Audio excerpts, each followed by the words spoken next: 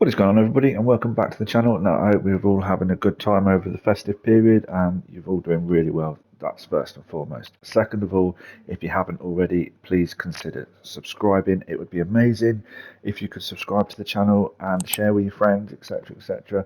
And yeah, let's just basically get on with it. So it's a slightly different video today, and whilst we're going to be doing a flat 4-4-2 formation, and you can see the players we're using in front of you, and by the way, Mainu, for his price, is a ridiculously good card, especially in that midfield position, and he can also play DM.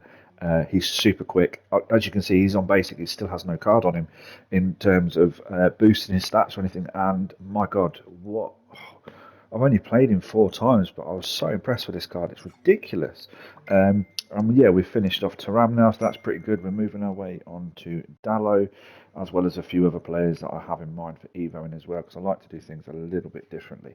However, moving forward, to get extra wins in this game, I can sit here and say to you, well, you need to put this player in this position, that player in that position. However, it's a little bit different this time round, and this video is going to be a little bit more in-depth. So what I mean by in-depth is I'll show you how I kind of got this set up to begin with. So it is built for possession, so bear that in mind. But not only is it built for possession, it's built for a quick turnover and a quick ball recovery.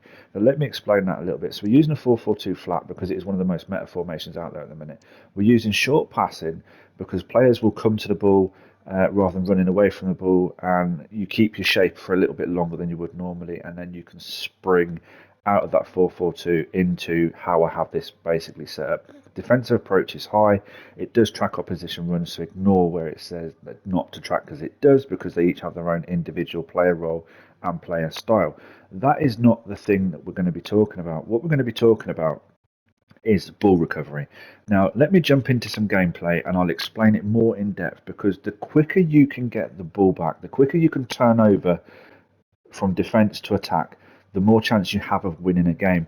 Now, what you'll find is a lot of people, if they keep hold of the ball for more than 7 seconds, 10 seconds, 12 seconds, etc., the longer they hold the ball, the harder it is for you to get that win. Now, that could be a combination of things. It could be the fact that your opponent's just better than you. It could be the fact the servers are crap. It could be the fact that you haven't got your team set up the way it should be set up, or to counter what's going on. So ball recovery is a big, big must. Let me jump into the gameplay and I will explain it so much better during the gameplay clips, and I will show you how quickly I win the ball back and how basically that makes you get those extra wins. So we're going to jump straight into it. At top left of your screen, you can see we're running into a Foot Champs game, and Foot Champs games are probably the hardest games to play in FC25. Yeah, you know what you get with you know what you get with Foot Champs. You get sweaty OP, but you also get some insanely good opponents as well. So you can see here 1-0 up. We're using the 4-4-2.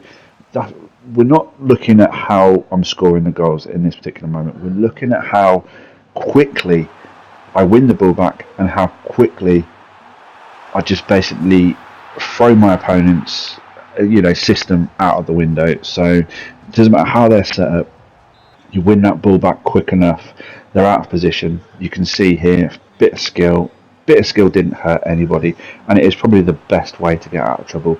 Little things like ball step overs, ball rolls, the little subtle skill moves is what helps you out the most. And you can see here the pressure we're putting on, and he can't get it out of the box.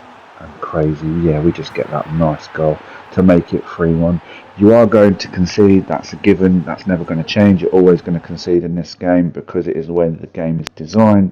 But again, from here you can see how quickly we win the ball back in midfield, out to the wing, and then from here a little bit of skill just to make the space. You can see how static the AI is on his defending, but they can't pick up these little late runners. And yeah, from there you get the goal. 4-1. This is in a Foot Champs game, bearing in mind. 4-1 in a Foot Champs game is nothing to be... Yeah, it doesn't happen often. 4-2 again we've conceded, but you can see a lot of the opponents like the AI to basically do their job for them, and it doesn't always work that way. 5-2, and again we've changed nothing. We're still using the flat 4-4-2.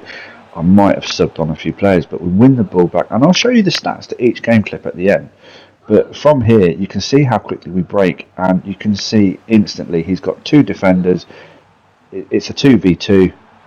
the AI isn't picking me up, and again we get a nice win in foot champs, a nice 6-3 win in foot champs. And you can see here from the stats and the ball recovery time there, you can see it on your screen, it was 6 seconds that game. So we were both on around about the same. My opponent and I were both winning the ball back in around 6 seconds. And again, from here, we can show you the games that we absolutely dominate and how quickly we win it back. And you can see there, we get we wonder that we get a red card and they quit, which was weird because I was the one with the red card. And then we move on to the next game in foot champs, and yeah, it's the same. It's the same thing. It's your opponent making mistakes, number one, and it's number two, you making sure that you pounce on those mistakes. And that could be something as simple as a heavy touch or cutting out a passing lane. And you can see here, with the 97th minute, we've gone into extra time. That's how much we've been dragged into extra time. However, 1-0 up, you're still playing your game. You're letting your opponent basically try and break you down. You're not having any of it. Again, you win the ball back in your own half, in my own penalty area. And then from there, look how quickly we spring forward. You can see that guy is on a mad run. We win the ball, yeah, from there, and then from here we don't look back, and that is what it's how quickly you win the ball back, and boom, 2-0. It's how quickly you win the ball back, and it's once you've won the ball back, it's how quickly you can get forward. Now, obviously, it helps if you have the right players to help get you forward, but from here again, nice tackle, winning the ball back, few passes, and we're up the field. Because if you don't, you're giving your opponent all those chances for the AI to get back into position, and you want the AI to be out of position. And that shot there, that right to left, left to right shot there is unstoppable. And yeah, no keeper in this game saves those type of shots, so I'm not sure what's going to happen with that. I do think they're going to probably nerf it at some point because it is getting ridiculous. But again, here you're splitting the defence in two, and again, 1-0, 2-0. Again, the guy's going to quit on me, but I get to show you the stats, which is the main thing. I didn't get to show the stats in that clip, sorry. But the next one you will see. And for me, it's all about how quickly can I win that ball back. If I'm playing against an opponent that knows how the mechanics work, knows how his players work, how his formation works, and is very good in possession and has the ball longer than 7 seconds, I know I'm going to lose or I'm in for a very, very tough game. 9 times out of 10, those type of players I do lose against. I haven't found a way around that yet, but obviously I'm not a pro, so therefore I don't win every game. And those that tend to beat me tend to have the long possession, and I can't win the ball back quick enough. So just bear that in mind. And again, you'll see some stats in a second that kind of prove a point. So we're averaging, as I said at the beginning, we're averaging between 3 and 7 seconds at winning the ball back. Anything longer than that, we're struggling. And then from here, a 2-0 game. Look at the stats on this one.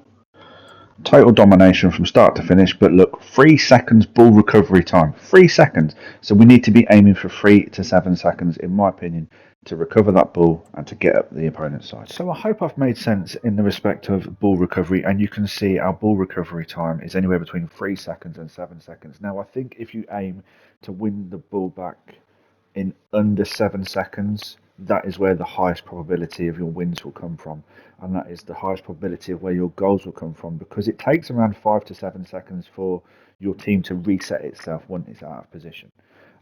You can see that by video clips and stuff like that if you watch it, and if you watch your own gameplay back as well, you will see how quickly your players get back into position. Now, that is assuming you have them set right. If you don't have them set right and everything is just unbalanced and stuff like that, you're going to struggle a little bit. So you have to kind of have a certain way of playing and a certain way of doing things, and that is what we've done with this kind of video. So I hope that makes sense.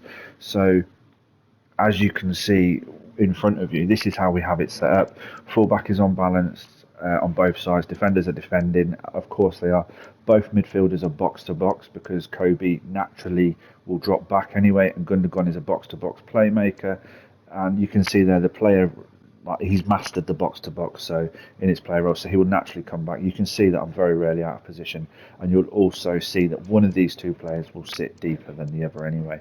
It's just a natural way of doing things. The wingers are on winger balanced, and the strikers on advance forward and attack. And when you are attacking, you attack in a 4-2-4, which is what I really like. You have that. I mean, the way you see that on the screen there's very little space for my opponent, and that's how we squeeze the extra out of them. that is how we're able to exploit this type of formation, to exploit getting that ball recovery back in under 7 seconds. Now, like I've said previously, if you can nullify the space, reduce the space that your opponent plays in, make them make mistakes, win that ball back quicker, you are going to get extra goals. And for all the other formations out there and all the other meta players out there and stuff like that, this is a very basic thing to do. So what I recommend is next time you're playing rivals, or the next time you're playing foot champs or something, look at the stats at the end of the game. Win, lose or draw. Look at the stats at the end of the game and see how quickly you're winning the ball back. If you're under 7 seconds, great, brilliant. You know, we just need to change some little things. If you're over the 7 second mark, yeah, we need to try and get that under 7 seconds. So that is where these little tweaks and these little things will come into play. So yeah, I hope you've watched the gameplay to get a better understanding of what I'm trying to say. There's the code in front of you. It's not 433. I just named it 433 for some stupid reason. But there's the code in front of you. This is how I have it set up. Let me know what you think in the comments. If you like this type of video, hit that like button, subscribe if you haven't already. And yeah, I'll do another video pretty soon. And hopefully we can combine all of this knowledge and we can get those extra wins. And obviously we have Team of the Year in a few weeks or in a few months' time. So let's try and get these formations out there and let's get the best possible rewards we can possibly get. You know, because it's not limited to pros. Let's not let the pros get all the best players. Let's try and get some decent players ourselves by making these formations and these tactics work for us and benefit us. So yeah, I hope that helps. Take care.